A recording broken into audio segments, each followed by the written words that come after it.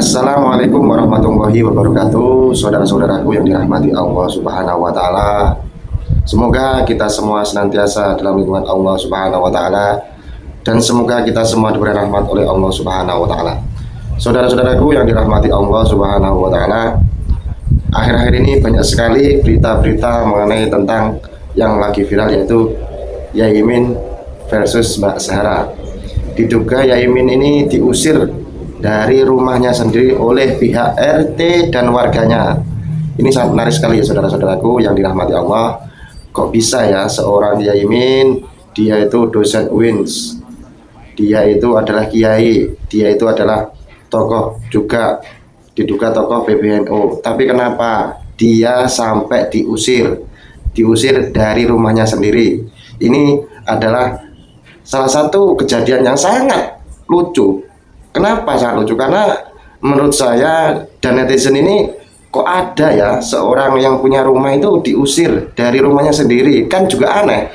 Padahal Bu Zahra ini dulunya itu kontrakan yang dibuat usaha mobil rental itu adalah dikasih dari Bapak Yono. Bapak Yono itu adalah orang yang awal mulanya yang punya kontrakan dari Ibu Zahra, dan kontrakan tersebut dikasihkan cuma-cuma oleh Bapak Yono.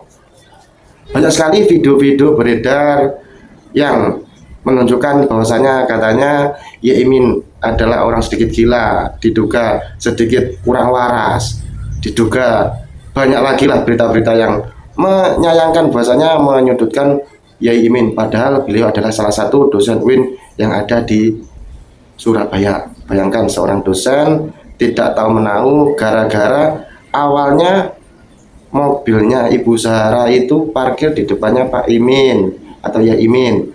Banyak sekali video-video yang menayangkan proses terjadinya perseteruan antara Ibu Zahra versus Yaimin.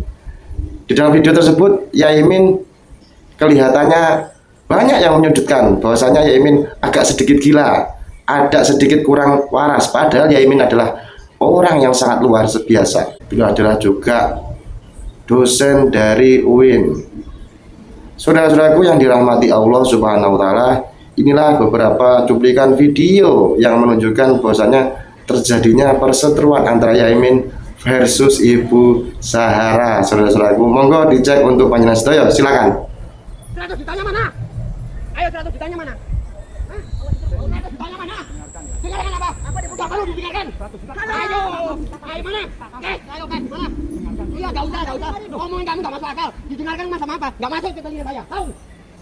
Ayo mana mana? Taruh sini. Kamu jangan market. Jangan market, kamu janji. Iya, tak janji. Ayo kamu janji. Jangan market. Saya 100 juta kamu target aku. Aku gak mau. Apa aku target? Nah ini baru saya kamu janji sendiri kan. Tak bayar cash sekalian langsung sekalian sekarang. Kalau kamu yang ngomong, kamu target saya 100 juta. Aku gak mau. Aku gak mau. Yang hitam, yang kaos hitam, yang topi hitam, itu apakah bagian dari Mbak Zahra? Bapak, mohon maaf Bapak. Siap, minta. Siap salah. Lah, ilang lo salah. Lo salah, Pak. Bapak. Oh, ada drama. Sampai itu masih muncul, habis kau. Ya repot lah punya tetangga kayak gini toksiknya. Awal mulanya itu di depan rumah kami itu ada mobil Ibu Zahra. Saya tunggu sampai jam 10 tidak dipindah. Saya telepon karyawannya, drivernya, nggak diangkat, voice note juga nggak diangkat. Aku lihat di video itu kenapa pavingnya jadi bermasalah itu. Pak Sopyan ini punya paving bekas bongkaran dari Unisma. Pak, itu pavingnya boleh nggak Pak saya pakai untuk ganti sementara depan? Oh boleh Pak, ya silakan diambil. Oh dia bilang boleh. Boleh diberikan kalau mau pakai saja. Pada saat rame-rame ini diminta lagi. Lepas dulu pavingnya, ini paving aku. Ini syuting, kasih dulu itu. Iya, taruh aja dulu ke sana langsung.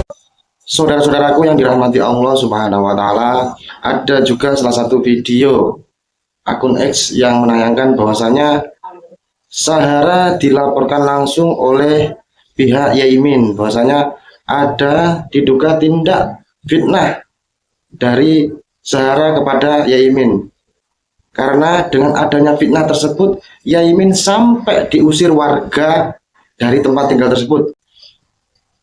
Saudara-saudaraku yang dirahmati Allah SWT,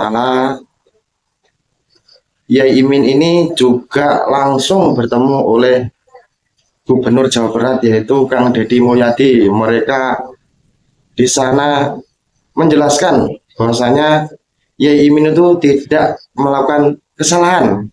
Yaimin juga membela dirinya bahwasanya dia itu tidak bersalah.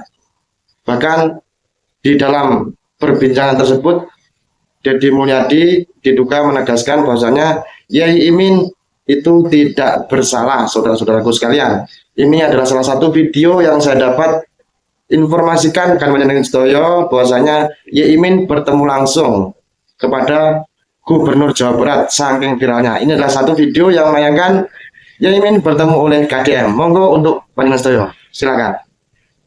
Nah, ternyata Sahara ini sudah dilaporkan oleh Yaimin atau keluarganya. Bagus, karena dia fitnahnya ini lebih kejam daripada apapun yang membuat Yaimin menjadi terusir, buruk namanya, jatuh reputasinya. Walaupun begitu, Yaimin adalah seorang guru filsafat yang memang sudah teruji ya dari godaan syaiton terkutuk seperti si Saha.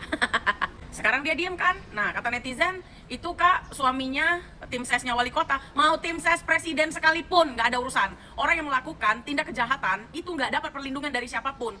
Nggak usah bawa-bawa dekat si ini, dekat si itu, nggak ada itu. Takutnya nanti kalau memang yang betul yang kata netizen itu, takutnya nanti wali kotanya juga kena gitu loh. Ya, jangan macam-macam sama hukum.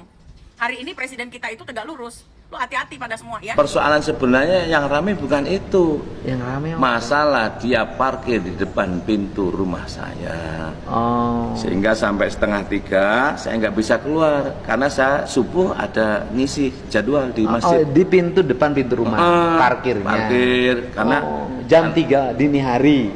Mulai sore, Pak. Sore. Saya datang dari Jakarta kan. Saya pulang hanya untuk mengisi acara jadwal saya di sebuah masjid gitu. Nah, datang itu ini yang menghubungi istri saya itu hubungi terus mulai sore sampai pagi tidak berhasil, akhirnya menghubungi yang punya mobil.